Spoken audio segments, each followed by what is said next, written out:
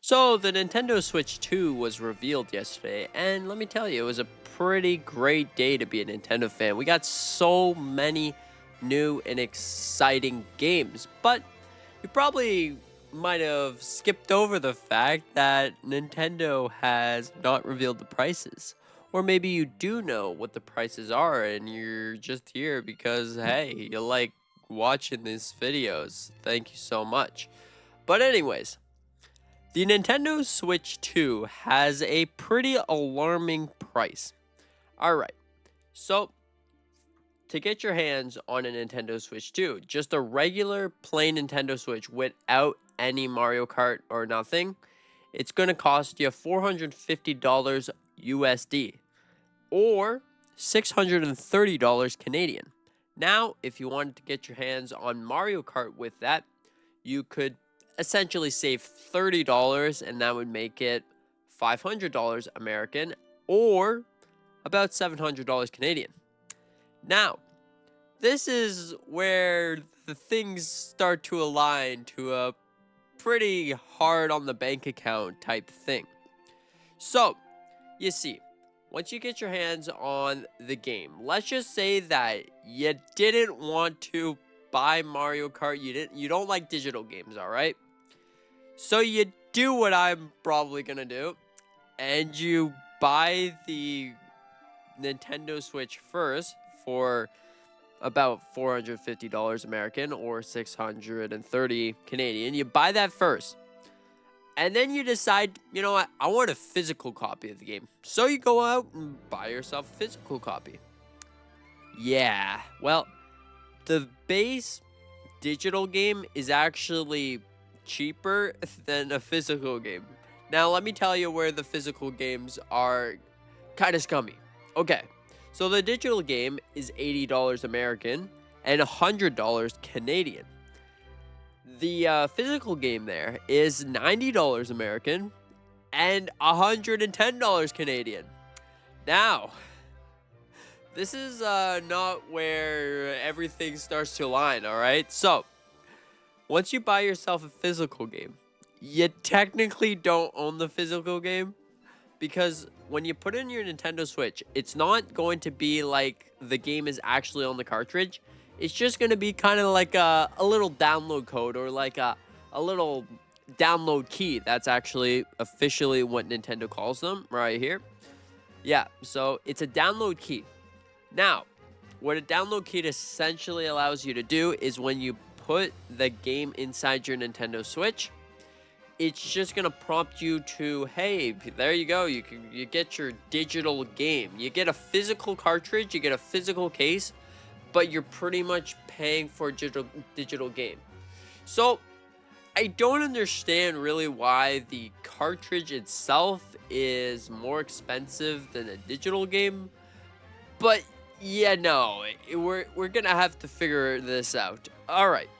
So now this isn't actually the first time that Nintendo has released a console on a super high price. They actually did that with the Nintendo 3DS, if you don't remember. Now it's possible that Nintendo will bring the prices down or keep the prices high and then lower them later and give whoever bought a Nintendo Switch right on launch some kind of compensation. Maybe they'll do the same thing for the games.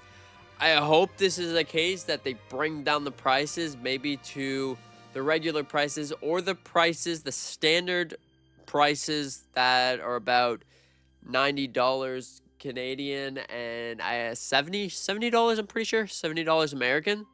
Now, that would probably be the best solution scenario. I mean, unless it's been 5 years since the PlayStation 5 and the Xbox Series X has come out. And if you don't remember, those consoles were about $650 Canadian and about 4 or 500 and some American. So maybe inflation or tariffs or something took the market by storm and this is where we're at now. But I don't know. Is it Nintendo being a little greedy or is it Nintendo just like, hey, We're gonna test out the market for some games and maybe we'll become rich.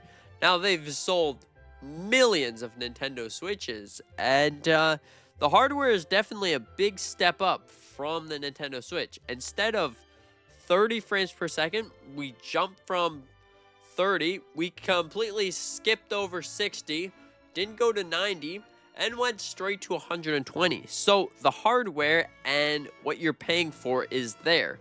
But the games is where it gets more confusing. Honestly, the price for the Nintendo Switch 2 seems justified in my opinion, but the games itself is just why?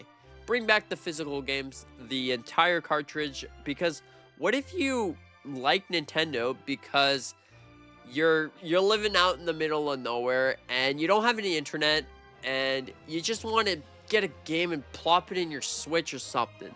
Now, you won't be able to do that because you're just pretty much buying a key so you can have access to download the game.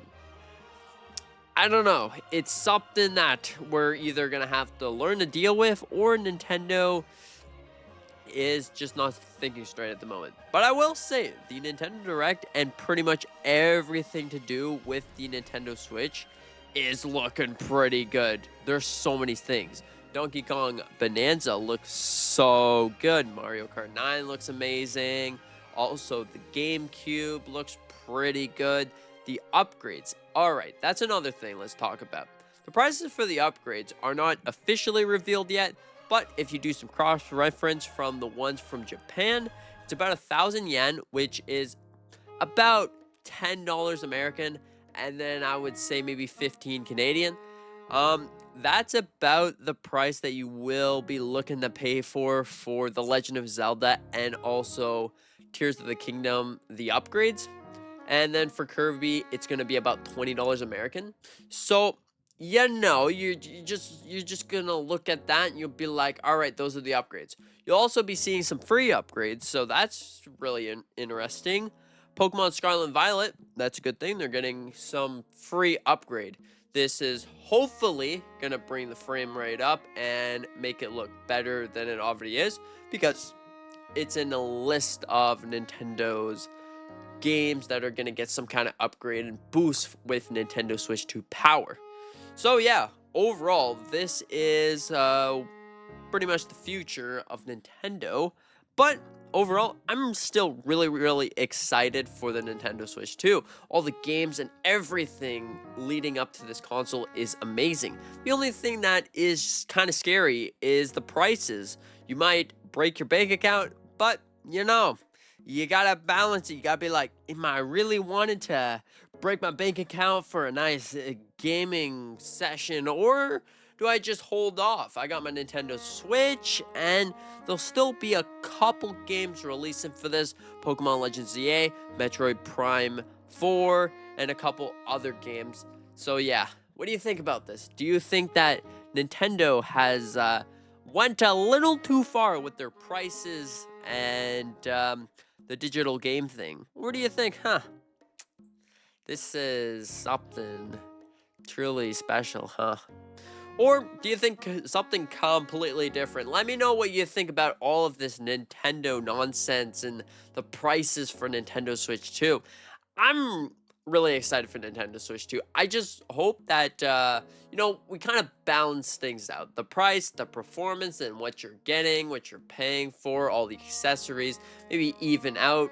Because it's over $1,000 if you all add it up. But I'm sure you're probably not going out there to really get everything that you need in Nintendo Switch. Unless you are, but, yeah, so let me know what you think about all of this, and thank you so much for watching. Hope you enjoyed, and hope you have a fantastic day. And with that being said, see you in the next one.